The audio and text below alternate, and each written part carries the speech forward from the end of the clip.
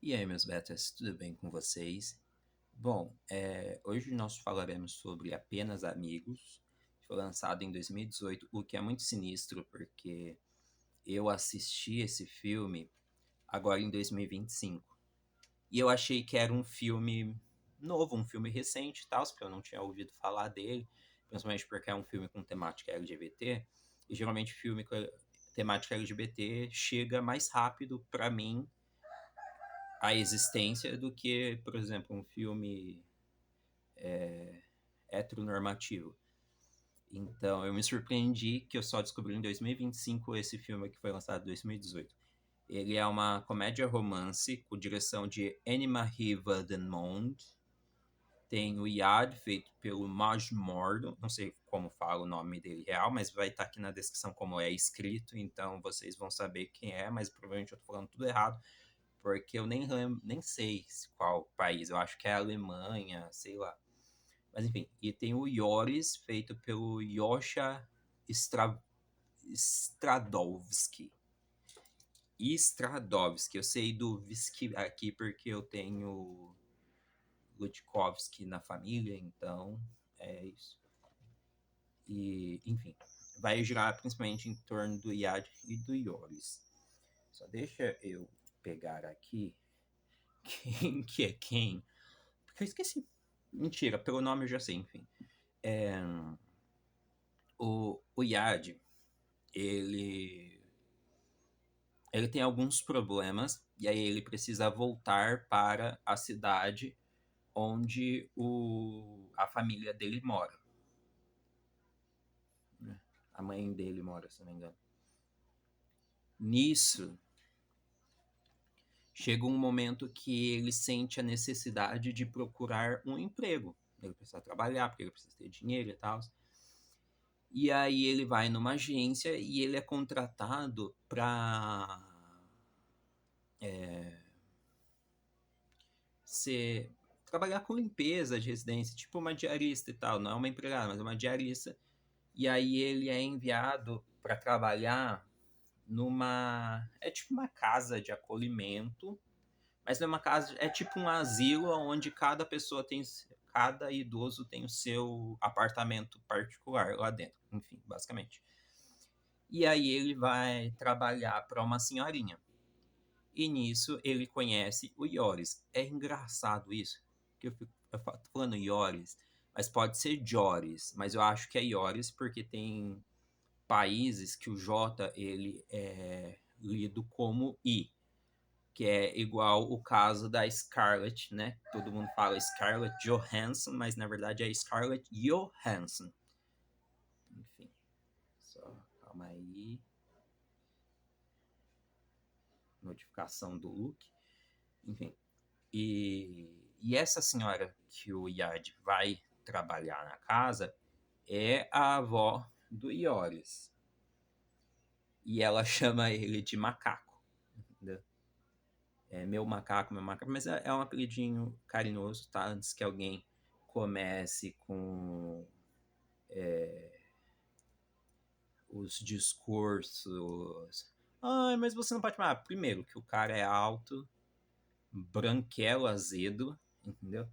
Então não vem com o papo de racismo, coisa do tipo, porque nesse caso não se aplica, é um chamado fofinho. As pessoas precisam parar de buscar lacração em tudo, tá? Porque hoje a gente está no mundo, infelizmente, e provavelmente as pessoas vão distorcer a minha palavra, mas enfim, já vou me preparar para isso, na qual o quê? Se você chama uma pessoa preta de macaco, você está sendo preconceituoso e racista. Se você chama uma pessoa branca de macaco, você está fazendo apropriação cultural. Entende? Eu não consigo entender a militância em determinados pontos, e isso em todas as coisas, que por exemplo, a militância LGBT, que gays e lésbicas gays se protegem, eles aceitam às vezes as lésbicas, mas falam contra o bissexual, porque fala que é um viado é, que tá escondido, não quer se assumir, aí fica com mulher também, ou uma mulher que é lésbica e fica com cara pra fingir, ou então é um cara hétero que tem fogo no rabo e pega uns caras só pra fazer gracinha, ou uma mulher hétero, enfim, sabe? E a todo momento, inclusive recentemente saiu uma notícia que a Associação Internacional LGBT está se excluindo a comunidade trans, que para eles o importante não é a identidade de gênero, não importa outras coisas. Se você for lésbica, gay e bi, vocês podem entrar ali, eles vão lutar pelos seus direitos, mas se você for qualquer outra coisa que fuja do LGB, para eles não importam e é muito sinistro ver uma coisa dessa, porque é uma causa que sempre foi caminhada junto. O movimento começou por causa de uma mulher, uma travesti, entendeu? Entendeu? Se hoje lésbicas, gays e bis têm direitos, grande parte foi lá por causa da Marsha P. Johnson, que fez todo o fuzuê e o paranauê da revolta de Stonewall para que pessoas. E aí agora eles estão querendo. Eles estão excluindo, porque não é. Eles não falaram que eles querem, eles comunicaram que eles excluíram qualquer outro movimento que não seja lésbica, gay e bi. Né? É nessas horas que eu falo que eu tenho nojo e eu tenho vergonha de fazer parte dessa comunidade. Assim como eu cresci tendo nojo de ser uma pessoa branca, porque eu via o racismo, eu via os ataques contra negros e eu tinha nojo de ter sido nascido uma pessoa branca, porque eu não aceitava aquilo, né?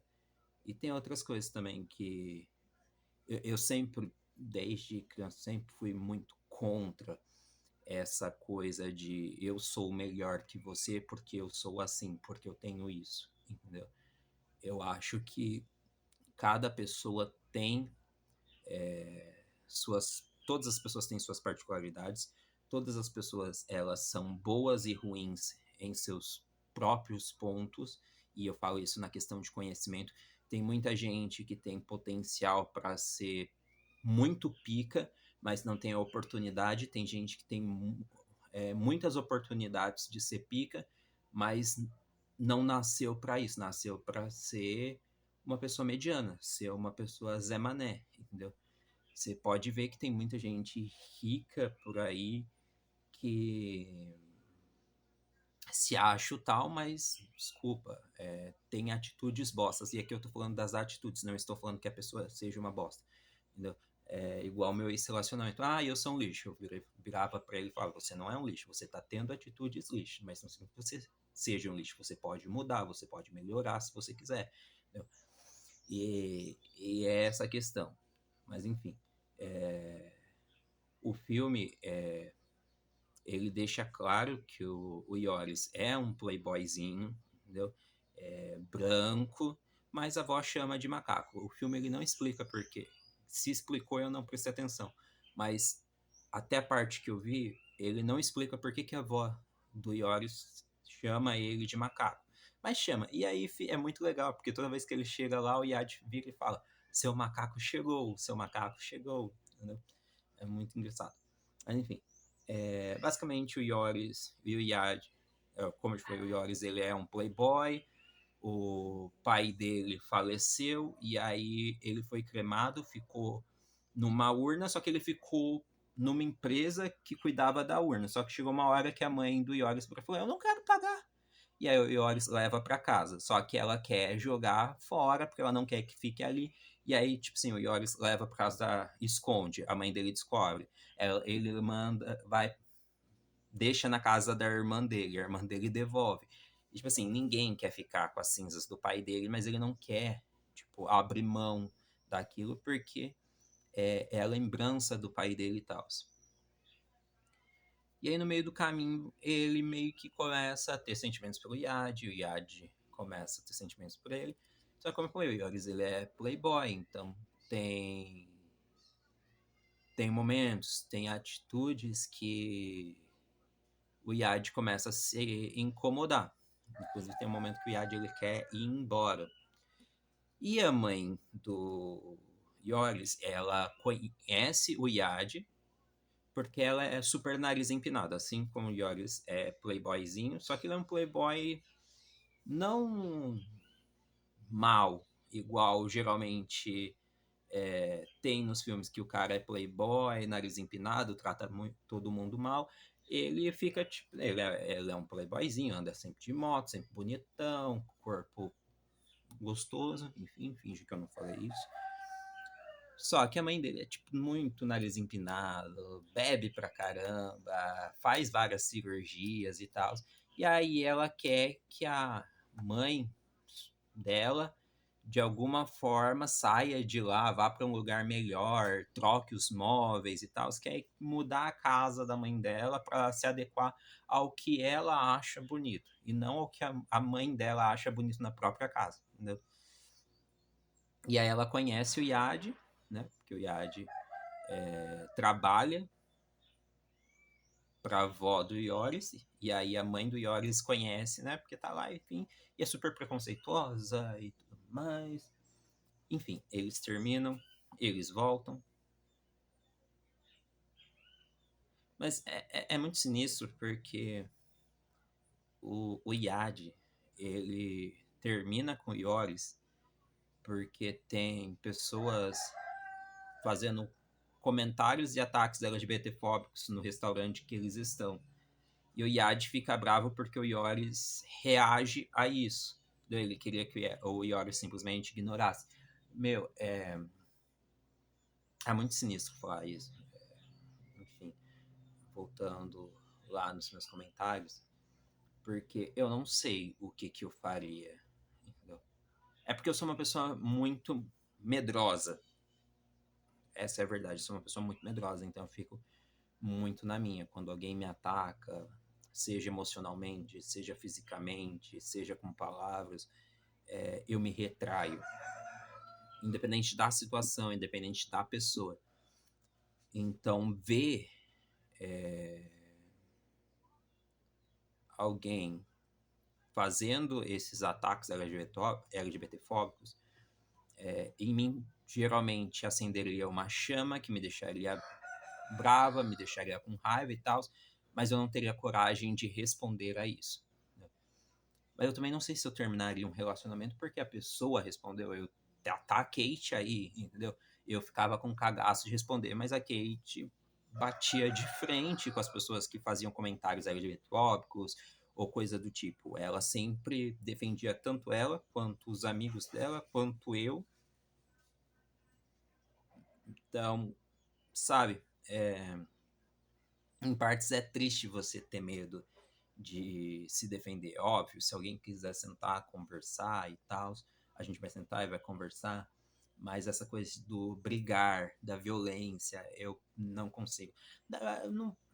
Eu falo que eu sou covarde, mas não é nem questão de covardia, é um senso de autoproteção, mas e medo, porque eu já passei por isso, eu com a Kate, aí, durante a primeira eleição na onde o Bolsonaro ganhou como presidente, nós sofremos ataque, quase mataram ela, quase me mataram e tal, e pessoas que defendiam o Bolsonaro e tal, e então é muito sinistro, porque, cara, independente de quem seja, sabe?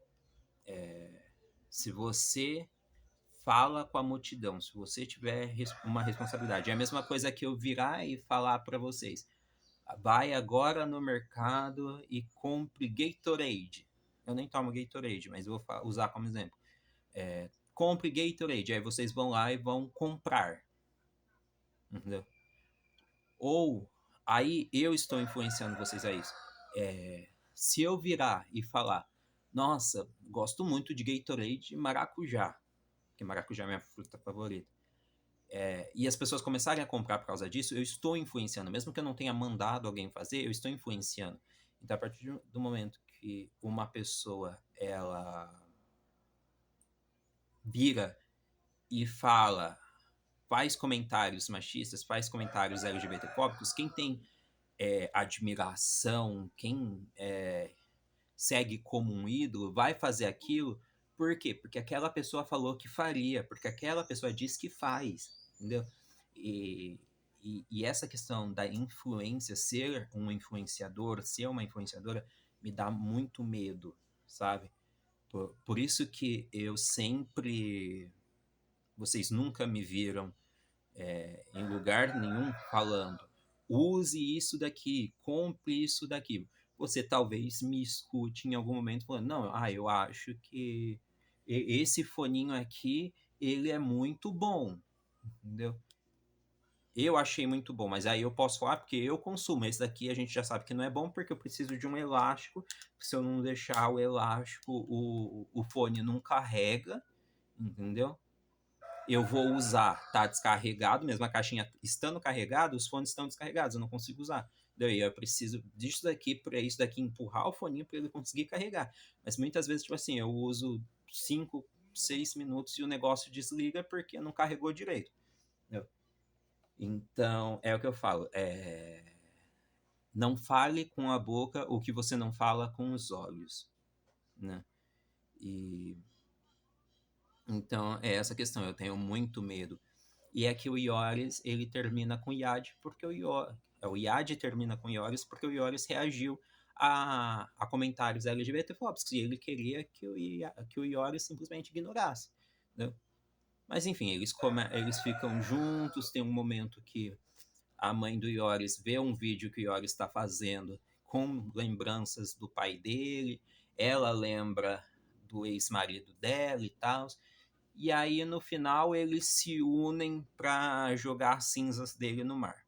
E aí tá todo mundo junto, todo mundo feliz, uhul, blá, blá. E aí acaba o filme. Mas eu realmente...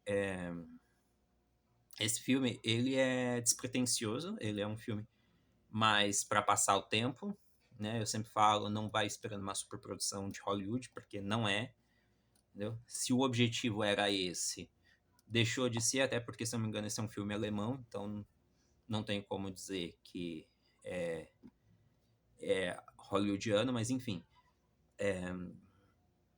Ele me fez pensar em muitos pontos. E eu gosto desses filmes que me faz questionar determinadas coisas. Porque, sinceramente, se eu estivesse numa situação que... E isso, independente de ser um relacionamento, independente de ser um colega, um amigo, um conhecido, uma amiga, uma conhecida, se eu vejo algum ato que eu acho que não é legal, eu vou defender. Desculpa, se eu vejo alguém fazendo gordofobia com alguém, eu vou proteger a pessoa que está sofrendo esse ataque. Se eu vejo alguém passando por racismo, eu vou defender a pessoa que está sofrendo com racismo. Entendeu? Se eu vejo alguém que está sofrendo com LGBTfobia, eu vou defender, entendeu? Às vezes eu posso não bater no peito, eu posso não encarar, brigar, mas eu arrumo outras formas, né? Conversa, sabe, informação, trazer informação. Eu não vou partir para briga, para mão, porque eu sei que eu vou perder, porque eu sou uma pessoa nada violenta. Assim, as pessoas podem me ver num momento de estresse extremo, eu sou uma pessoa muito calma, mas na hora que eu estresso o negócio fica assim, violento. Mas só que o que acontece? Eu não sei se eu já contei isso no canal, na época que eu falava sobre a minha vida em si, mas quando eu era criança, eu tinha pico de raiva. Então, isso me cegava. E teve uma vez que estava tendo, era a Copa do Mundo, um colega meu pegou a bandeirinha, subiu no portão, eu fiquei pedindo para ele me devolver, ele não queria, fiquei. Teve uma hora que eu fiquei cega e eu simplesmente joguei uma pedra na cabeça dele que ele teve que tomar 20 pontos. E depois disso, eu prometi para mim mesmo que eu ia me controlar em relação a isso, que toda vez que eu achasse que a minha mente ia me... meu consciente ia desligar, para o subconsciente tomar conta, que eu ia me afastar. Por isso que eu falo que eu me tornei uma pessoa covarde, uma pessoa medrosa, mas em partes é medo do que eu posso fazer com as pessoas, sabe? Na hora da raiva. Tanto é que aconteceu uma cena, não vou dizer o nome, mas eu descobri que uma pessoa muito próxima a mim tentaram abusar sexualmente dela. E eu fiquei com muita raiva. Minha vontade é de ir até a casa da pessoa que tentou fazer isso e matar a pessoa. O que eu fiz? Fui para casa do meu melhor amigo da época para me acalmar, porque eu sabia que não ia adiantar nada eu fazer passar raiva, porque chegaria na hora, eu não desviveria a pessoa, de fato, talvez causasse feridas, mas eu não desviveria a pessoa e ainda ia presa, entendeu? Porque aqui é o seguinte, o Brasil é o país que os políticos apoiam o abuso sexual, principalmente de menores, e eles passam pano, entendeu?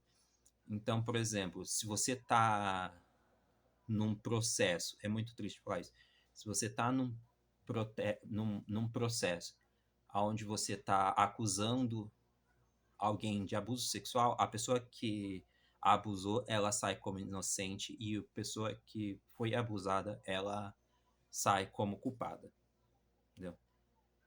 Então, assistir filmes é um filme totalmente despretensioso, apenas amigos, mas que me fez pensar em alguns pontos da minha vida, sabe? Refazer a, o caminho que eu trilhei até agora para ver o que eu errei, o que eu queria melhorar e tal. Então é isso. Vocês já assistiram Apenas Amigo? O que vocês acharam? Tem alguma cena que vocês acharam legal? Esse filme fez você pensar em alguma coisa? Fez você refletir sobre alguma coisa? Me conta aqui nos comentários, a gente se vê em breve, tá bom? Beijo e até mais.